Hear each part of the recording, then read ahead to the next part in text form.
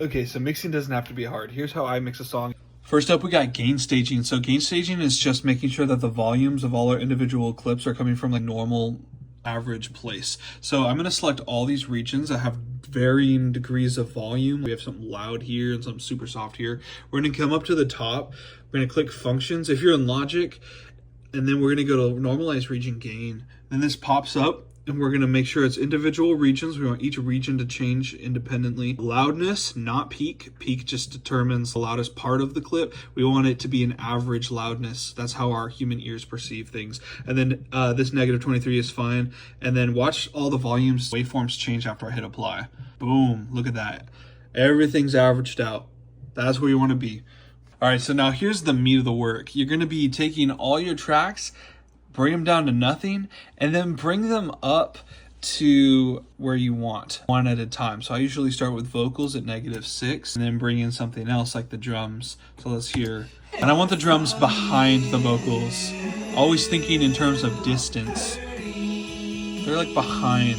Always use your references as well. References are the pros doing it for you. It's a literal cheat. Use references every time. There's no excuse not to use references. Next is EQing your tracks. Honestly, a lot of them don't need it at this stage. If there's a take that's really bad, that's more of a production issue. You need to go back and re-record it. It sucks, I know. I hate doing that. But it's better than polishing a turd. You'll never get it right. You'll never be happy with it.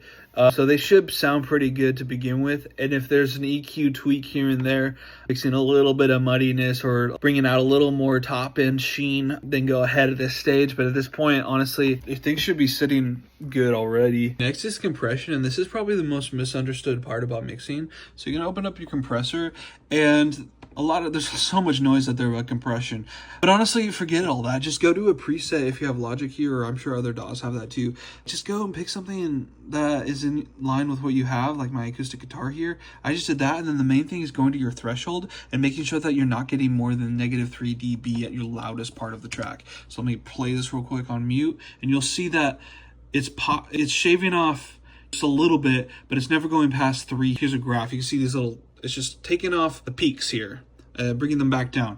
And this honestly isn't a huge difference at first, but when you compound all these different little moves together, you're going to hear a big difference. So do that on all applicable tracks. So step 4 is Relational EQ, and that means what's the relationship between different tracks. So we have a lot of tracks that share the same frequency ranges, and they're probably going to be competing, and we want to make sure that they are not competing anymore. So for example, we have the kick and the bass, right? There are a couple of very low frequency instruments, and they usually are cluttering up each other. That's what mud is, by the way, when things are competing and they're canceling each other out, and it sounds kind of gross. So what you're going to want to do is find the most fundamental frequency on the bass or that kick. They're going to be different, and depending on how close they are, boost each instrument's own fundamental frequency by 1 dB and reduce the competing track's fundamental frequency on that same EQ by -3 dB. So for example, if the kick is, I don't know, 44 hertz up a dB, and if the bass is 65 hertz, -3 dB on that kick cue. So you're gonna have a boost of your own, a decrease in the other, and now we switch over to the bass, and we're gonna do the exact opposite. We're gonna decrease the kick's fundamental frequency and boost the bass's fundamental frequency. You're going to do that for everything that competes. So sometimes vocals compete with the guitars, sometimes the pads intersect with the cymbals. Sometimes things sound muddy, and if you need to figure out if it's muddy or not, go to the track you think it needs to be uncovered and start muting other things until it pops out drastically. If it pops out drastically, that thing you took away is what it's competing with, and you need to do this relational EQ treatment on it.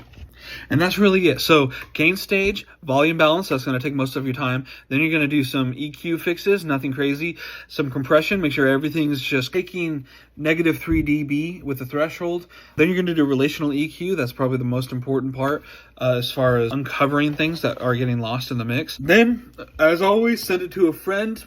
Hopefully someone who knows what they're doing, and get some feedback, and then you're ready to go into the mastering stage. Hope this was helpful.